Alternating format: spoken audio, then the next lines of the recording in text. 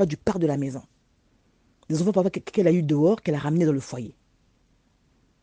Ou soit même d'autres, parce que l'homme ne fait pas des enfants, ou bien l'homme est stérile, et que la femme peut concevoir, alors elle va prendre un enfant chez monsieur X ou hors du foyer, elle ramène l'enfant à la maison.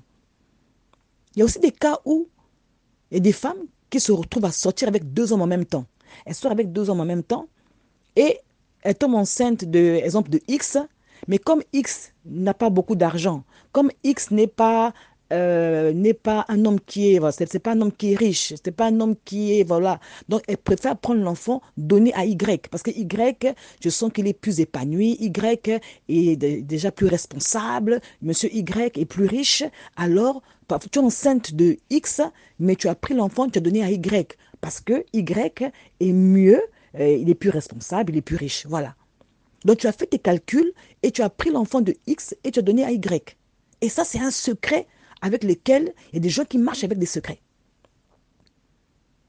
Il y a aussi le fait que il peut arriver que tu voles. Tu as volé de l'argent à quelqu'un et on accusait l'autre. Mais toi, tu sais que c'est toi qui avais pris cet argent, mais on accuse l'autre. Et ça c'est un secret. Ça aussi, c'est un secret. Que tu gardes en toi, que tu as enfoui en toi, mais tu sais très bien que le jour-là, on avait carrément frappé l'autre à ta place. Et tu n'es resté tranquille. Parfois, on demande, mais qui a pris l'argent ici, là? Personne ne répond. Et parfois, on voit que c'est souvent lui qui vole. C'est sûr que c'est lui qui a volé. Allez, parfois, c'est lui qu'on va carrément voilà, châtier. Au fond, c'est toi qui avais fait cela.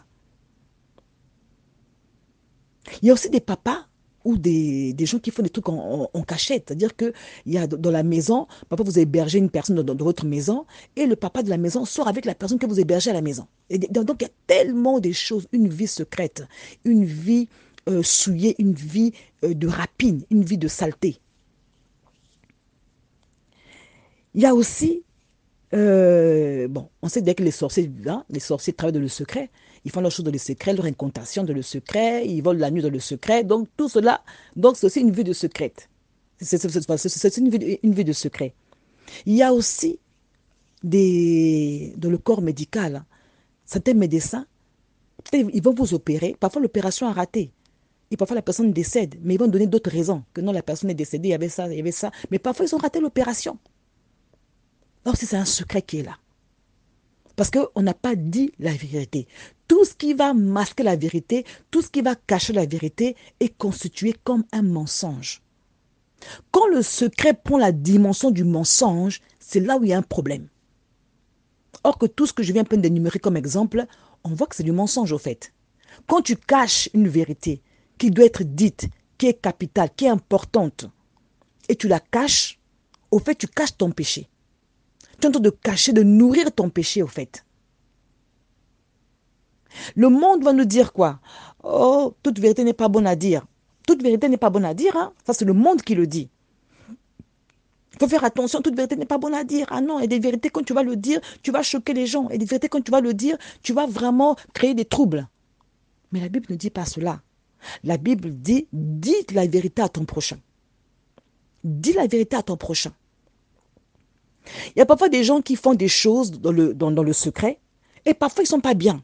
La personne est angoissée, la personne vit des moments difficiles, la personne est stressée. Pourquoi? Parce qu'il y a le secret qui est là, le secret qui est gardé, le secret qui est couvert.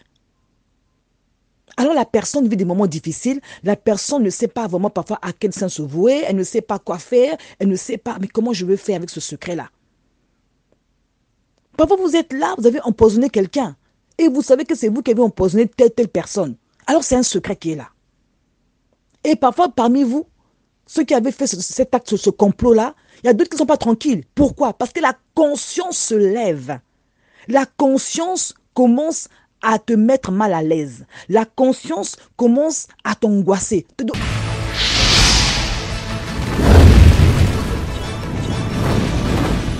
Shalom, shalom à vous les enfants de Dieu.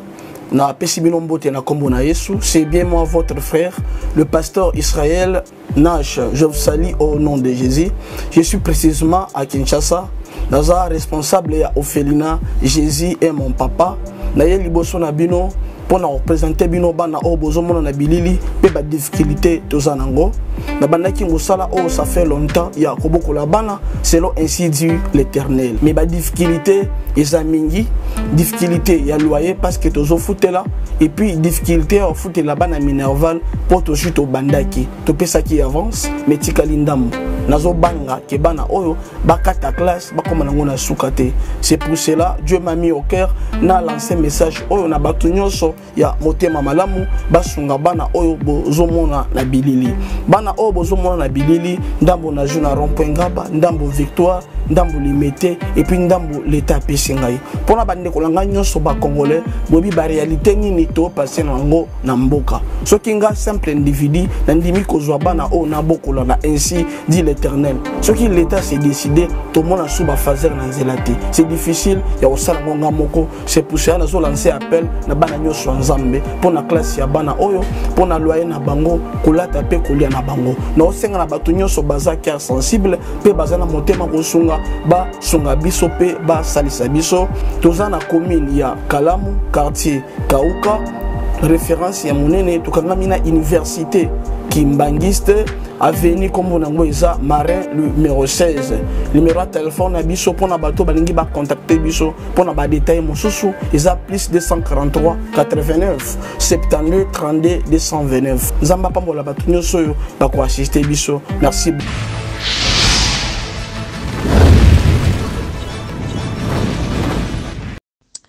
Bien-aimés de le Seigneur, je vous salue par la grâce de Dieu. J'espère que vous allez très bien. Moi, de mon côté aussi, ça va par la grâce du Seigneur. Alors, écoute ceci. Écoute ce message d'aujourd'hui. Nous allons parler des secrets.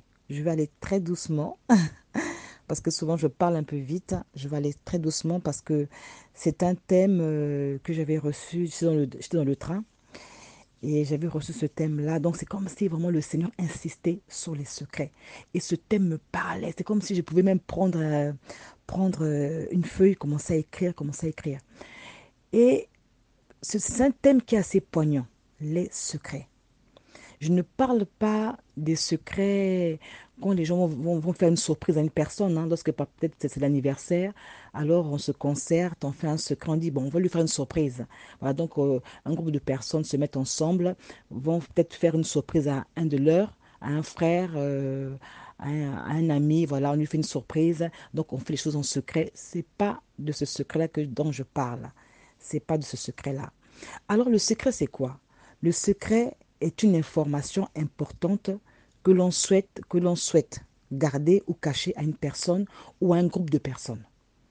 Donc le secret est une information importante que l'on souhaite garder ou cacher à une personne ou à plusieurs personnes. Mais il y a plusieurs types de secrets, hein. Il y a les secrets médicaux, les secrets professionnels, les secrets d'État. Et voilà, donc il y a pas mal de types de secrets. Mais le secret dont je veux parler ici, c'est beaucoup plus ce qui concerne les individus. Hein, c'est-à-dire que qui concerne une personne à une autre. Voilà. Donc il y a plusieurs exemples qu'on peut donner, hein, pour comprendre un peu le message d'aujourd'hui, pour que j'aille un peu vite. Il y a plusieurs messages qu'on peut donner.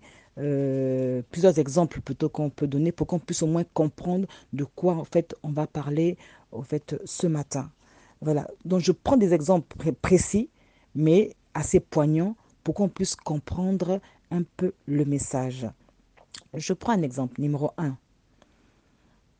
Il peut arriver qu'il y a des femmes ou des hommes aussi, un homme qui est marié, qui a fait des enfants à l'extérieur et qui n'a jamais dit la vérité à sa femme. Parfois, il peut avoir 5 enfants à la maison, mais dehors, il peut avoir même 4, ou 3, ou 2. Et ça, c'est un secret qu'il garde, parce qu'il mène une vie d'adultère, hein, une vie extra-conjugale, et il fait des enfants là-bas. Il ne dit pas à sa femme, parce qu'il sait que, ah non, si ma femme est au courant, ça va chauffer. Donc, il ne dit pas, il cache. Au fond, il y a d'autres enfants qui sont nés dehors, mais ça, la maman qui est à la maison, avec les enfants qui sont à la maison, ne sont pas au courant. Donc ça, c'est un secret à lui, qu'il garde.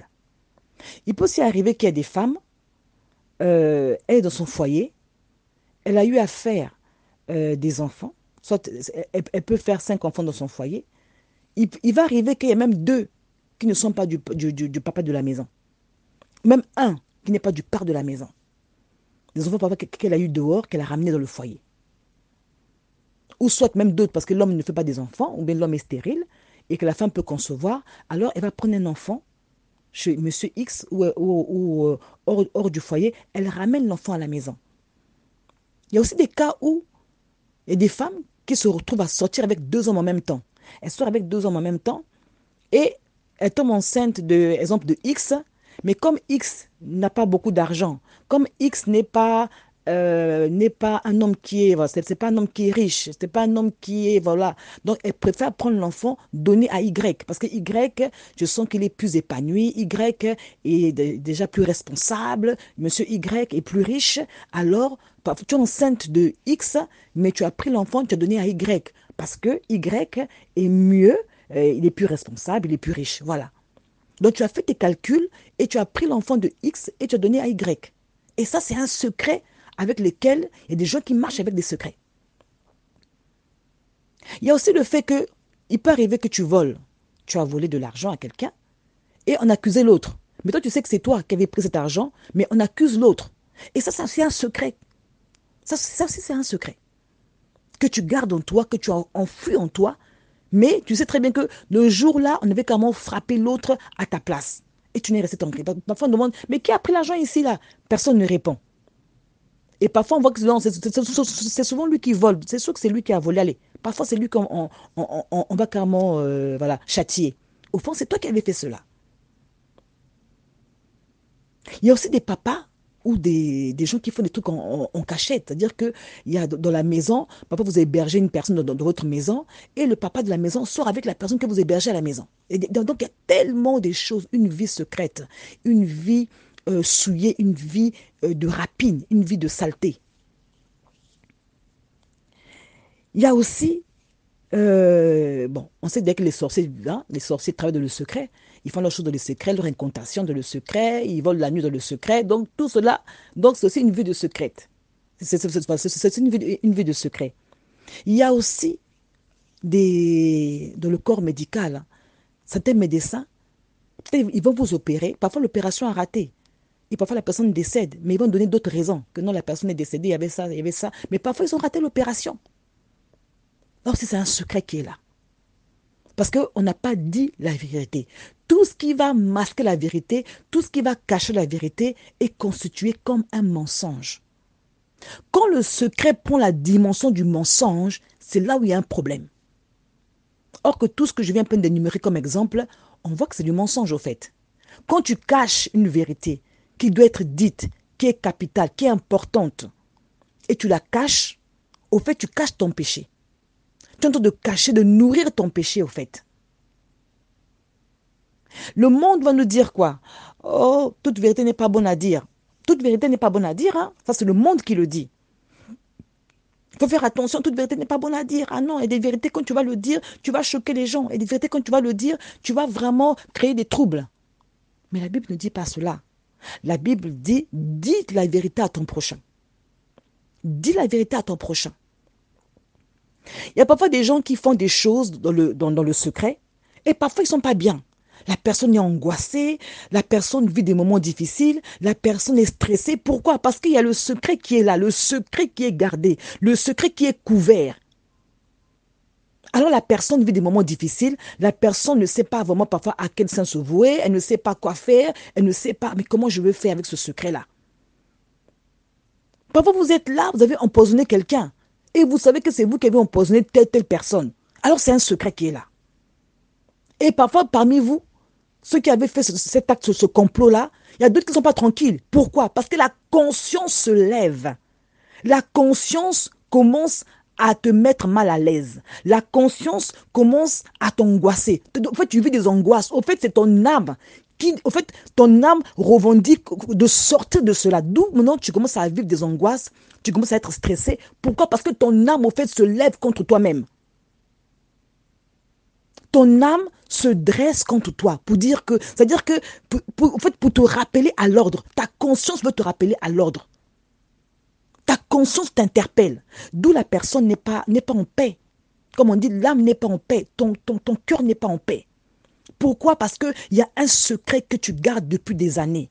Et puis, il faut aussi faire attention. Tu n'es pas la masse. Quand je dis que tu n'es pas la masse, ça veut dire que toi, c'est toi. Tu n'es pas le monde. Le monde, c'est le monde, toi, c'est toi. Là, je parle à l'individu. Quand nous voyons parfois les gens dire que oui, toute vérité n'est pas bonne à dire, les gens se basent sur le monde. Ah, tout le monde fait ça. Oui, tout le monde, oui, mais tout le monde fait ça. C'est pas nouveau, ça. C'est pas nouveau. Oui, on sait que c'est pas nouveau. On sait que c'est pas nouveau. Mais le problème, c'est quoi? C'est que est-ce que ce que je fais peut influencer mon avenir éternel? Quand je parle de l'avenir éternel, je parle de la vie après la mort. Je parle de la vie après la mort. Est-ce que ce secret que je cache là peut être demain pour moi un obstacle? C'est ça la question. Il faut comprendre mes vidéos, il faut comprendre mes audios. Les audios que je fais, c'est beaucoup plus par rapport au salut des âmes.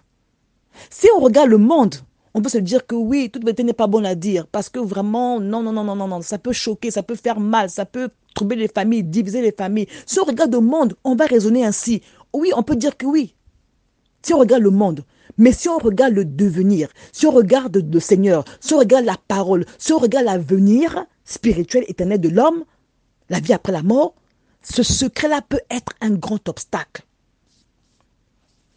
Ce secret-là peut devenir un grand obstacle. Parce que la Bible nous dit que celui qui cache ses transgressions ne prospère point. Mais celui qui les avoue et les délaisse obtient miséricorde. C'est, je pense, dans le Proverbe 28, verset 13. Celui qui cache ses transgressions, c'est celui qui cache ses péchés, celui qui cache ses secrets-là, ne prospère point. Mais celui qui les avoue et les délaisse obtient miséricorde. Ça veut dire que Dieu regarde aussi le secret.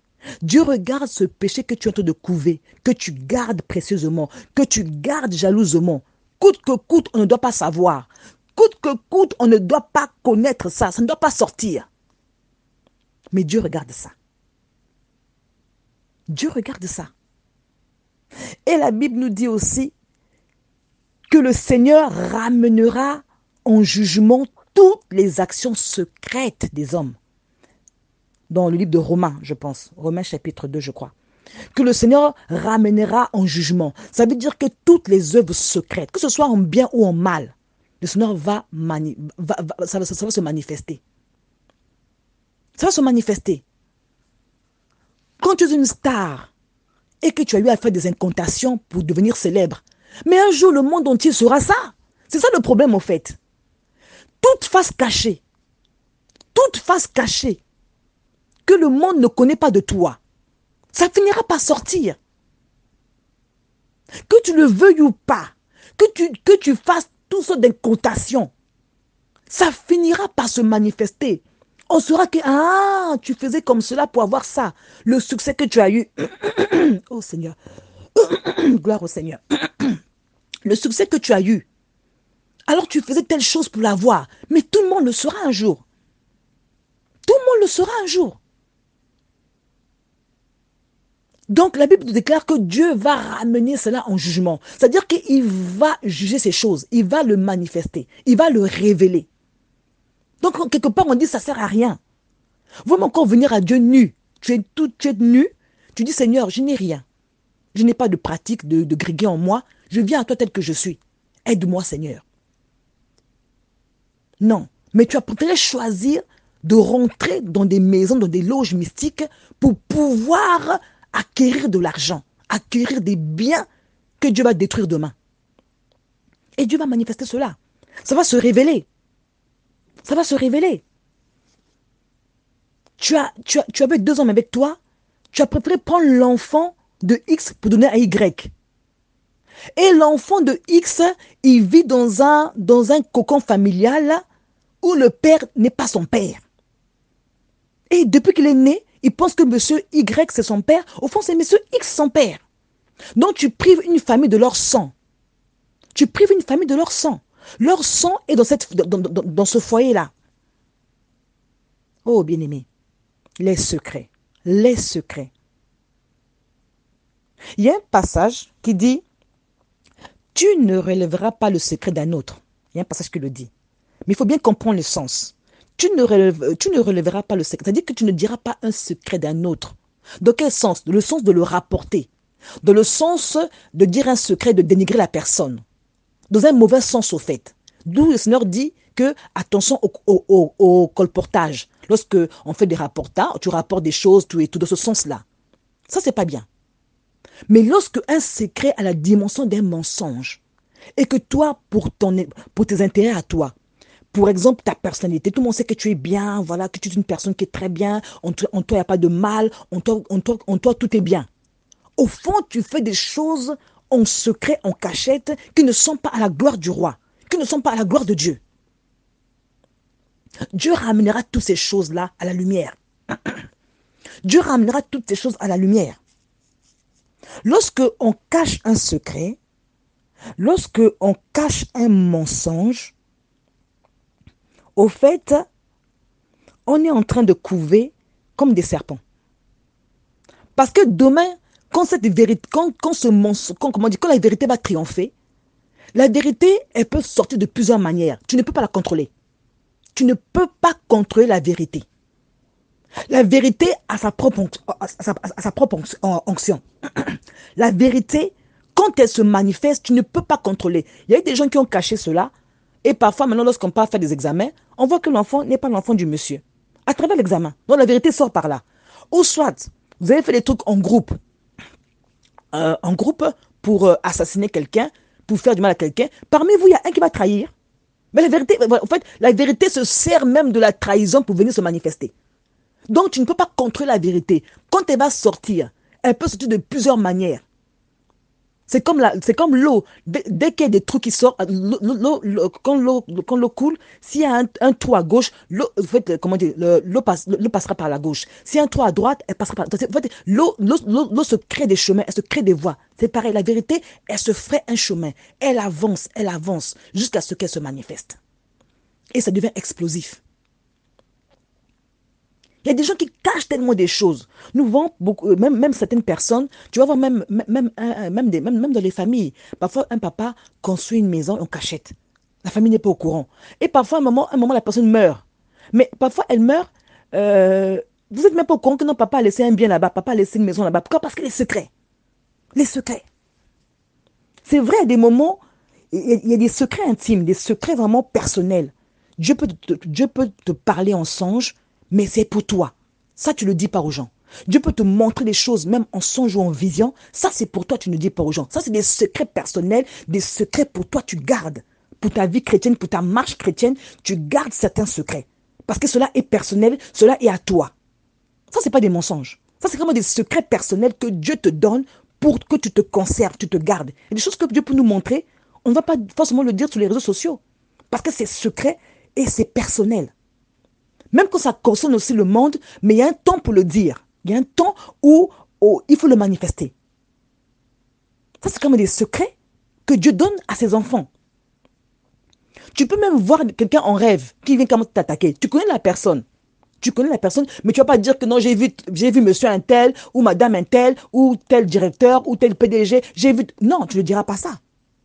Mais Dieu t'a montré. Mais tu ne diras pas forcément le nom. Tu peux expliquer l'histoire, mais sans pourtant indexer ou bien dire le nom de la personne. C'est aussi des secrets. Mais je parle ici des secrets qui ont la dimension du mensonge. De secrets qui doivent être dits, être libérés plutôt, être révélés, mais que tu caches et qui peut te créer préjudice demain.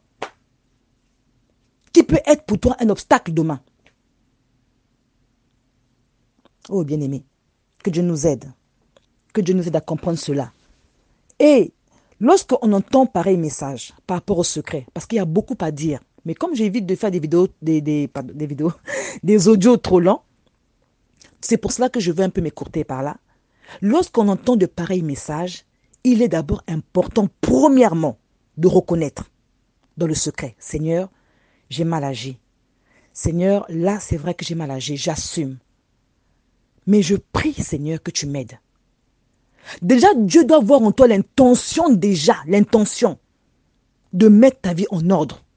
L'intention de mettre ta vie en ordre. D'abord, Dieu doit trouver en toi l'intention. La Bible nous dit dans le livre dans les évangiles, je pense dans Matthieu, au moment où Joseph, le mari de Marie, quand il a su que Marie était enceinte, la Bible dit que c'est un homme de bien. La Bible dit qu'il ne voulait pas diffamer Marie, donc il ne voulait pas, comment dire, la mépriser, il ne voulait pas la diffamer. La Bible dit que il avait l'intention de rompre secrètement avec Marie, pour dire à Marie, écoute, toi tu es enceinte, je ne sais pas de qui tu es enceinte, alors moi je veux rompre. Pour moi tu m'as trompé, pour moi tu m'as trahi. Parce que c'est inconcevable, je ne t'ai pas touché, je ne t'ai pas connu. Mais comment tu es enceinte? Et la Bible nous dit que Dieu a intervenu, Dieu a envoyé son ange lui parler en songe à Joseph. Ne répudie pas Marie, hein, garde, au fait, il va dire à Joseph en songe de ne pas répudier Marie, mais de la garder, car l'enfant qu'elle porte vient du Saint-Esprit. Vous voyez? Donc le Seigneur intervient. Là où vraiment le monsieur, il avait déjà l'intention de répudier Marie, de rompre secrètement avec elle, de dire qu'écoute, on va rompre nos fiançailles ici, parce que tu es enceinte je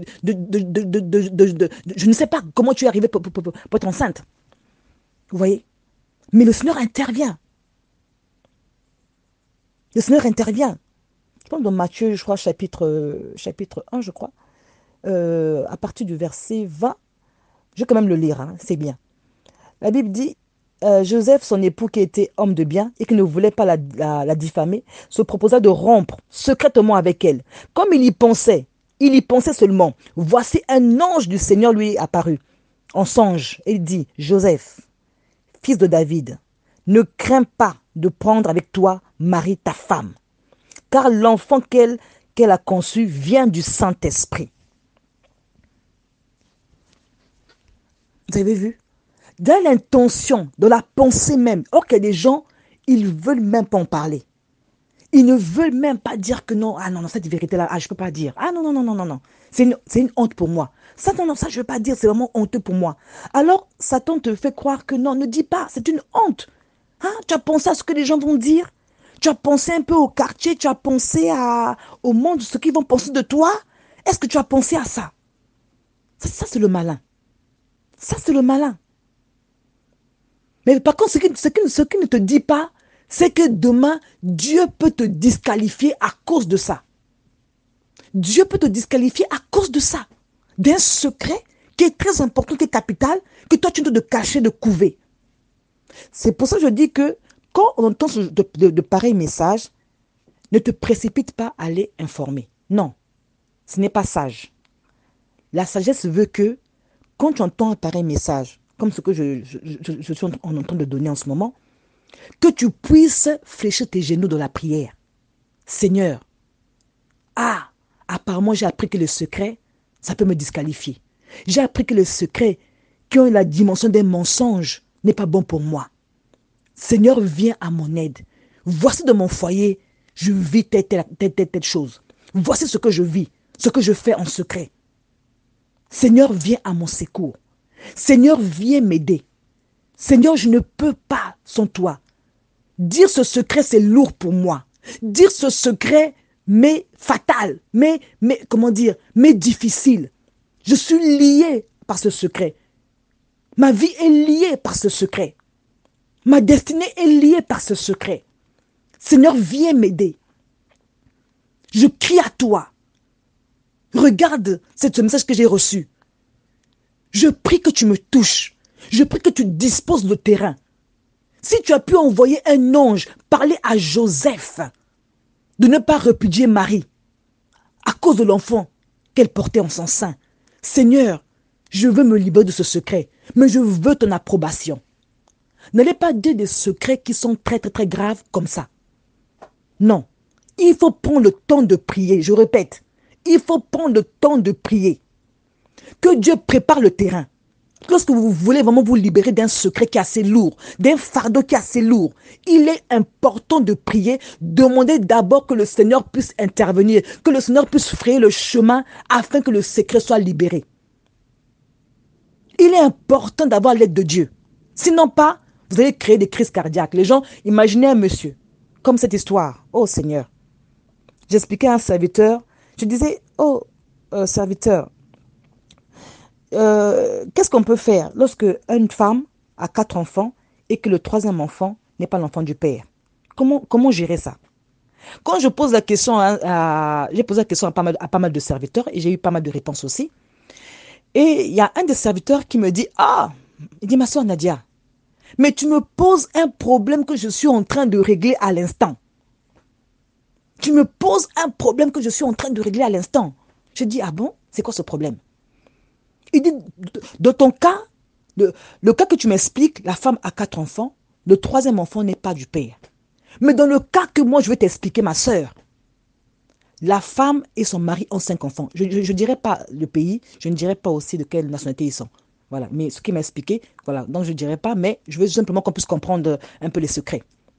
Il dit, dans le cas que tu m'expliques là, et dans le cas que je vais t'expliquer, ce que je suis en train de traiter en ce moment, la femme a 5 enfants.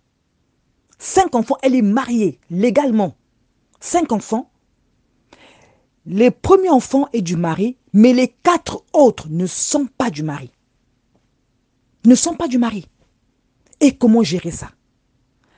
Comment gérer ça? J'ai dit, homme de Dieu, waouh. J'ai fait waouh, waouh. Waouh, là c'est pour nous, mais pas pour Dieu.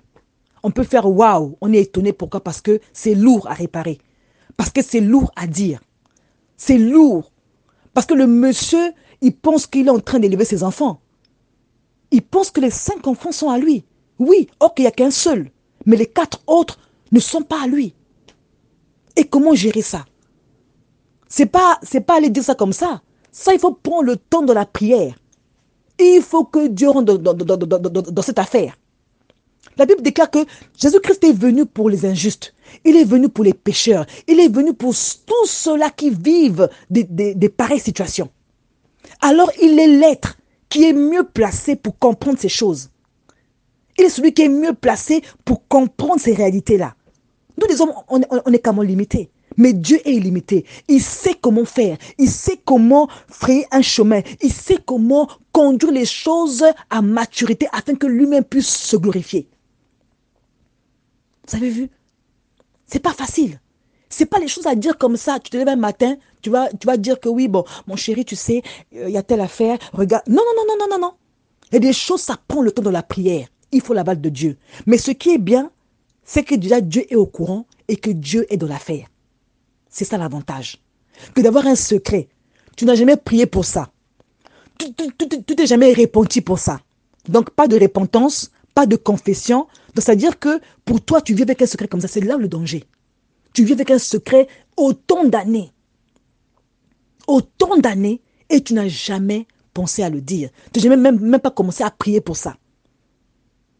Il est important, bien-aimé. Je répète. D'abord, commencer d'abord à reconnaître le mal qu'on a fait et commencer à mettre cela en prière. Demander maintenant l'aide de Dieu. Dieu aussi peut dire que non, ma fille, pour l'instant, tu ne dis rien. Dieu peut le dire. Pour l'instant, tu ne dis rien. Mais il faut que Dieu te le dise. Lui-même. Il faut qu'il te confirme, te rassure. Tu vas voir que quand Dieu te rassure, tu as une paix en toi. Quand Dieu te rassure, tu sens qu'il y a la paix en toi. Tu n'es pas troublé. Tu n'es plus troublé. Il y avait un serviteur de Dieu à qui Dieu avait montré le séjour des morts. Le lieu où on tourmente les âmes, où les âmes sont tourmentées.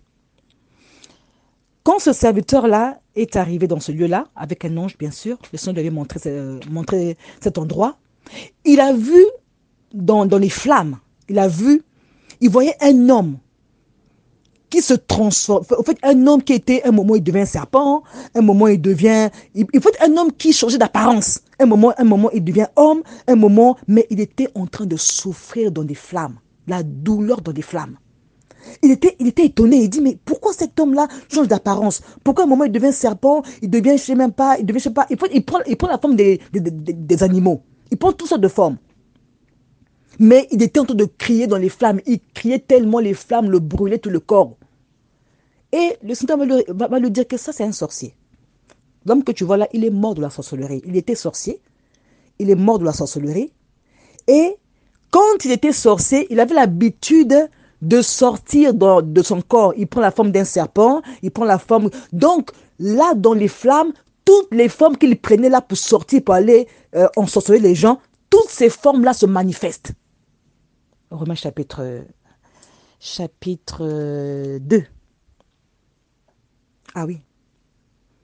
Quand tu fais un péché, ce péché-là va se manifester de la forme que toi tu le faisais. Comme il est mort étant sorcier, voici la conséquence. Voici le sort. Un sort vraiment pitoyable. Un sort pitoyable. Vraiment craignant Dieu, bien-aimé. Craignant Dieu. Craignant Dieu. Même moi qui parle, je tremble.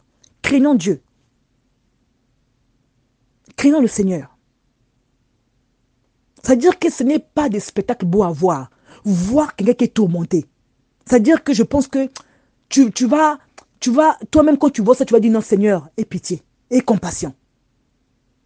Quand tu sais que tu as ensorcelé, quand tu sais que tu as fait des choses contre les gens dans le secret, tu es un père, tu es une mère ou bien tu es un oncle, et c'est toi qui abuses carrément de tes nièces. Dans la maison. C'est toi qui commences à faire tu fais carrément aux enfants, comment dire, des attouchements aux enfants. Dans le secret. Mais tout cela sera révélé un jour. Je n'ai jamais vu ici, même ici en Europe, des histoires même qui remontent à 20 ans après un rebondissement. Pourquoi des rebondissements? C'est la vérité. La vérité qui cherche à se manifester. Il est important d'être dans la transparence. Il est important. Bien-aimé, aimons l'intégrité. Une fois, le Seigneur me disait, l'intégrité, il faut aimer être intègre. Aimer l'intégrité. Aimer l'intégrité. Que Dieu nous aide, bien-aimé. Que Dieu nous aide, que toute la gloire seule le revienne.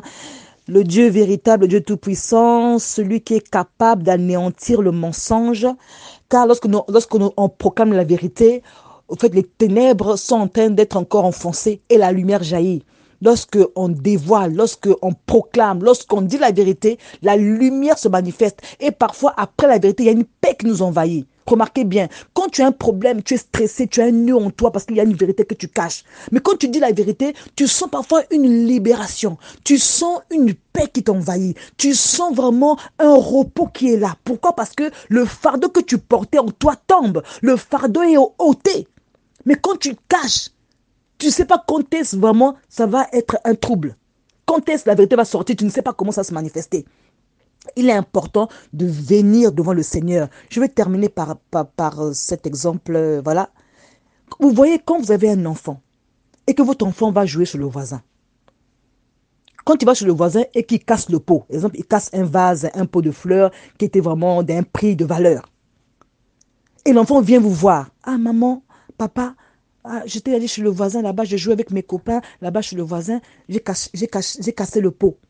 Ah maman, je n'ai pas fait exprès. Ah maman, vous voyez quand l'enfant vient vous parler, vous dire ses fautes. Vous voyez, parfois vous voulez vous énerver, mais à un moment, tellement l'enfant s'humilie devant vous, l'enfant s'humilie, il vous parle avec humilité et vous ressentez une joie quand même. Malgré que vous êtes énervé, mais l'enfant vient carrément vous s'humilier devant vous pour dire, maman, papa, j'ai cassé le pot, je n'ai pas fait exprès. Même si vous allez le blâmer, mais ça ne va pas être comme si, quand l'enfant cache ça, et que le voisin vient vous dire, hé, monsieur, votre fils est venu chez moi, il a cassé mon pot. Ah, mon pot était vraiment un pot de valeur. Mon vase était vraiment un vase de valeur. Vous allez voir, vous allez comment être en colère. Pourquoi? Parce que l'enfant vous-même n'est pas venu vous voir pour vous dire la vérité. Et c'est le voisin qui vient vous voir. C'est comme ça avec le Seigneur. Lorsqu'il y a des secrets en nous, lorsqu'il y a des choses cachées en nous, nous devons venir au Seigneur. Père, Père, je viens à toi. Voici mes erreurs. Venir à Dieu comme un enfant. Et Dieu fera le reste. Mais attention, des vérités qui sont lourdes à dire, il est préférable d'avoir le signal de Dieu. Il est préférable de mettre ça en prière, même pendant longtemps, de prier pour ça. De préparer le cœur de la personne qui va recevoir la vérité. Ah oui, il est important, il est très important, bien-aimé, de prier d'abord pour ça, même si ça va prendre des années ou bien des mois. Mais il faut que Dieu sache que vous avez déjà fait la repentance. Vous avez commencé déjà à demander à Dieu pardon, avouer la faute, à confesser ce péché devant Dieu d'abord. Et de dire, Seigneur, aide-moi. Que Dieu voie votre intention de pouvoir vous libérer de ce péché. Que vous soyez sorcier. Que Dieu voie que vous voulez sortir de la sorcellerie. Que vous soyez une personne qui a caché des choses, fait des choses secrètes. Que Dieu voie en vous l'intention de pouvoir se libérer. C'est déjà le premier pas. Alléluia. Que Dieu vous bénisse, bien-aimés. Merci bien, que cette semaine soit bénie par la grâce de Dieu et que son amour, sa bonté soit votre partage en ce jour dans le nom de Jésus. Soyez bénis. Merci. Bye bye.